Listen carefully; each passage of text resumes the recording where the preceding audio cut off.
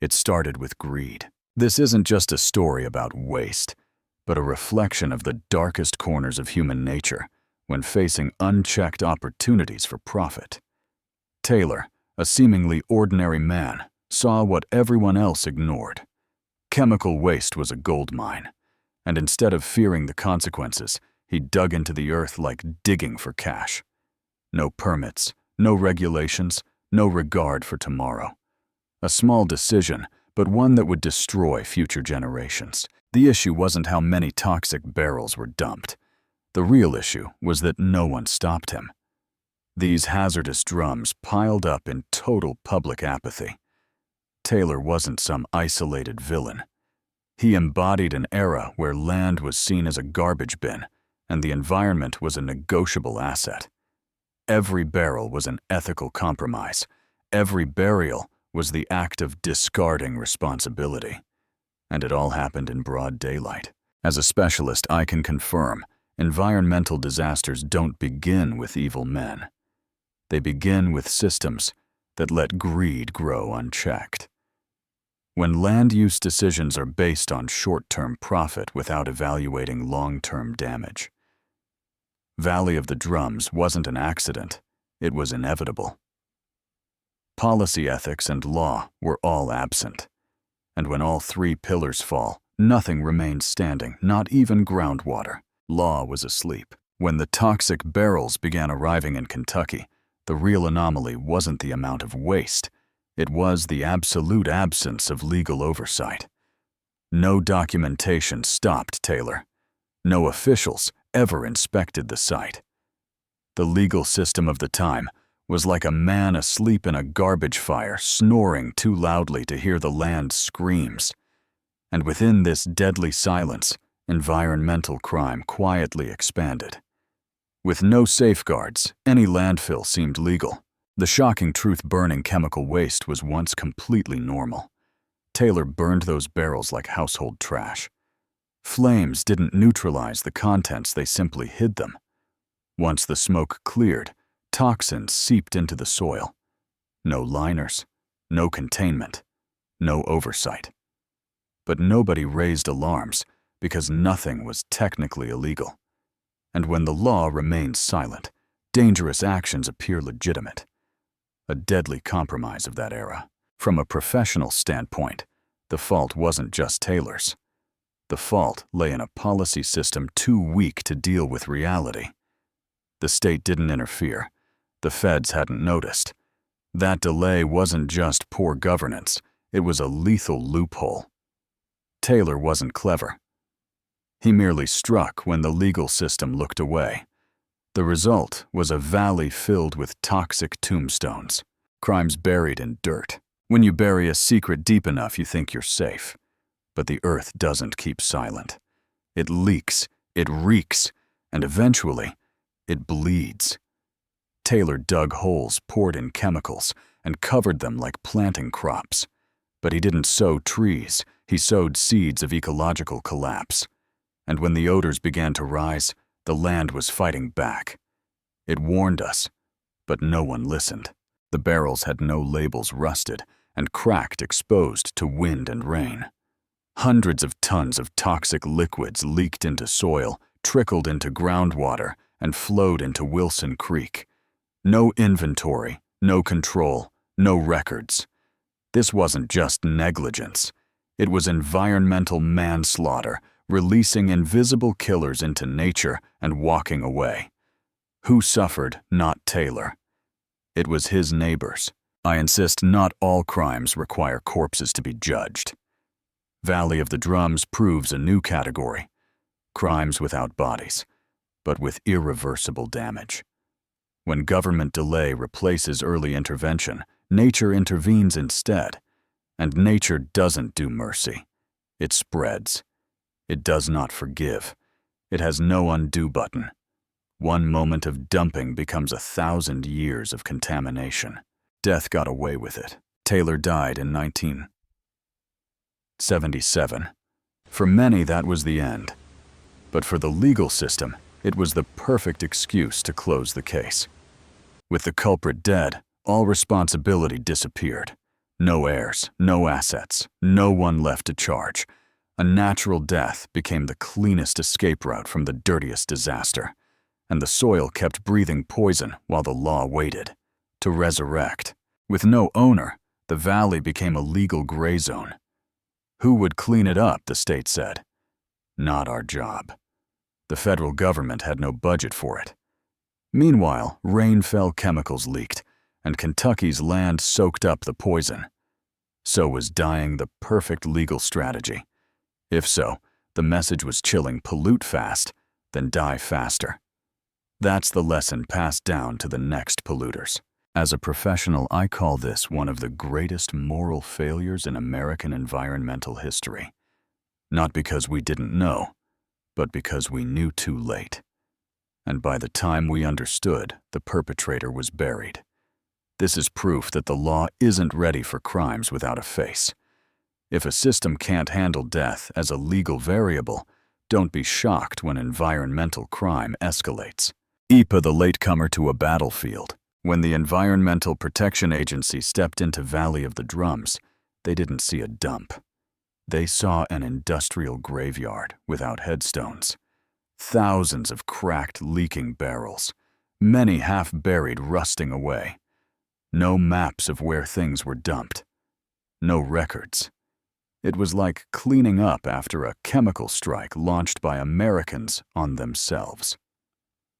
At that moment, America stared into a monster it had built. EPA acted like firefighters trying to stop a forest fire with buckets. They dug trenches, sealed barrels, installed makeshift filtration. But they knew these were bandages on a rotting corpse. The list of chemicals included PCBs, mercury, lead, toluene. Names that should never leave laboratories. They didn't just poison the soil, they corroded public trust in government protection. As an expert, let me be clear.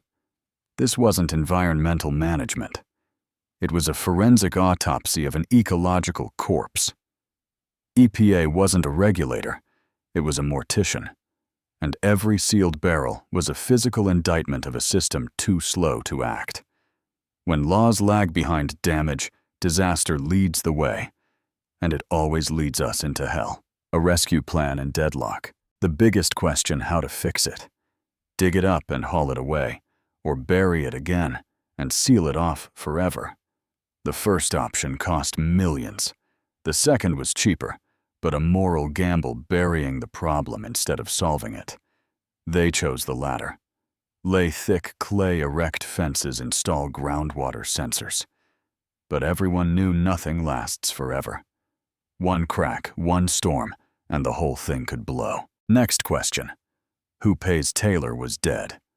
No heirs. The companies that used him had changed names or vanished. Kentucky refused to take responsibility. Eventually, the American public paid the bill. Ironic, isn't it? The ones who didn't dump the waste had to clean it up. This was no longer just an environmental issue. It was a matter of justice. If no one can be held accountable, society becomes the financial victim. That's when trust begins to rust faster than barrels. As a professional, I'll say it outright. This was a systemic collapse. No legal tools to punish polluters after they vanish. No budget for emergency cleanup. No mechanism to hold long-gone corporations responsible. When all three fail, the only option left is cover it up. Lock the gate and pray. That's not governance, that's cowardice. Superfund, the nation's answer to irresponsibility. Out of this toxic disaster, Congress realized we can't wait for someone else to clean up. In 1980, they passed CERCLA, the Comprehensive Environmental Response, Compensation, and Liability Act. From it came Superfund, a national emergency fund for cleanup when no one claims responsibility. This wasn't just policy. It was justice making a comeback against invisible crimes. Valley of the Drums wasn't forgotten. It became the fuel that powered a legal revolution.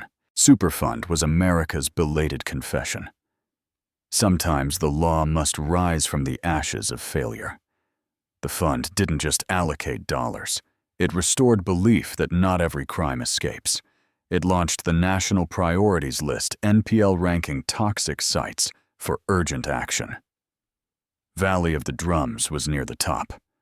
Superfund proved that a civilized nation doesn't just build highways, it also cleans up its sins. As someone who's followed CERCLA since the beginning, I insist Superfund isn't a program. It's a declaration. It says pollution is not negotiable. If you dump poison, you'll pay. If you won't, the government will, but it'll find you later. Valley of the Drums is a national shame turned into national resolve. And sometimes it takes garbage to make a country take itself seriously. Block it so it won't repeat. In 1996, Valley of the Drums was removed from the priority list. But that wasn't a happy ending. In 2008, more toxic waste was found nearby. The problem didn't end. It just retreated into the shadows, waiting to erupt again. Drainage systems still operate. Sensors still monitor. Fences still block access. But everyone knows this isn't permanent.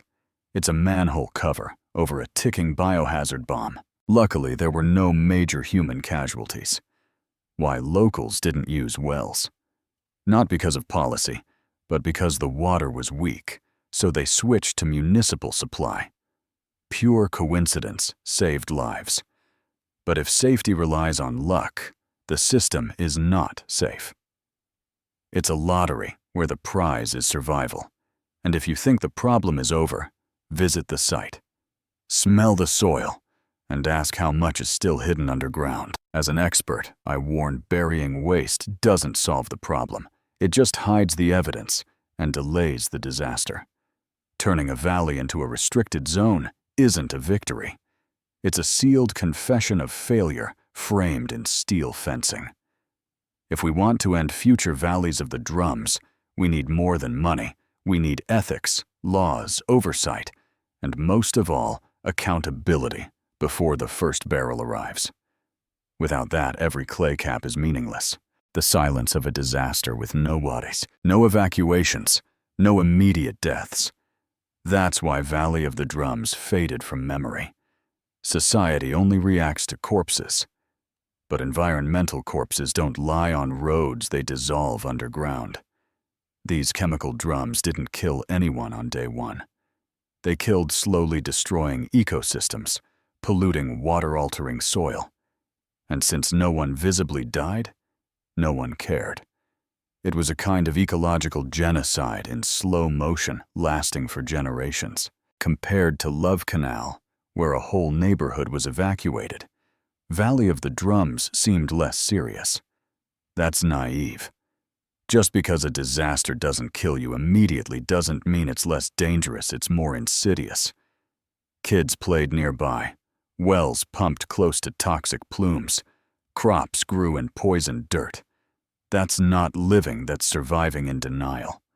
And by the time you realize, it's often too late to run. I've seen many contaminated sites, but Valley of the Drums stands out because it got no reaction, no alarms, no protests, no national outrage. And that's terrifying. A land poisoned, yet the world stayed silent. Silent because it wasn't flashy. Silent because there was no blood on camera. But that silence is complicity.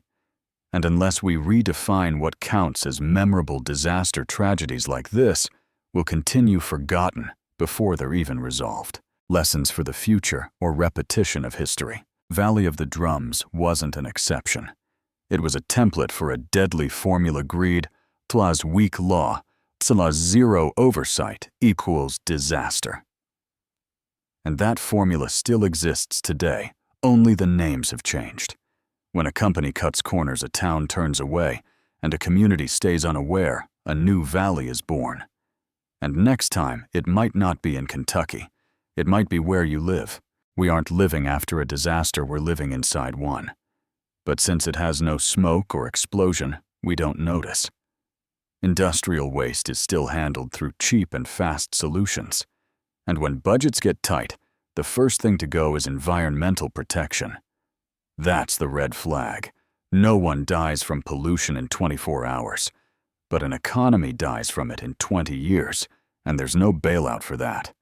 By then, every apology is worthless. I conclude this clearly. Valley of the Drums doesn't warn about the past. It screams at the present. If you think toxic waste is the government's job alone, you've missed the most expensive lesson. When the government fails, the whole nation pays. We don't need another valley to learn this. We just need open eyes, open ears, and open responsibility. Because sometimes the most dangerous substance isn't poison, it's indifference. Valley of the Drums wasn't just an environmental catastrophe. It was an indictment of apathy, greed, and systemic failure. When waste is buried instead of solved, when the law arrives after the polluter is dead, and when communities are poisoned without even knowing it, stops being an accident, it becomes a silent conspiracy. If we don't remember, don't learn, and don't act, another valley will rise just with a different zip code. Because the enemy of the environment never truly disappears. It simply changes names and waits.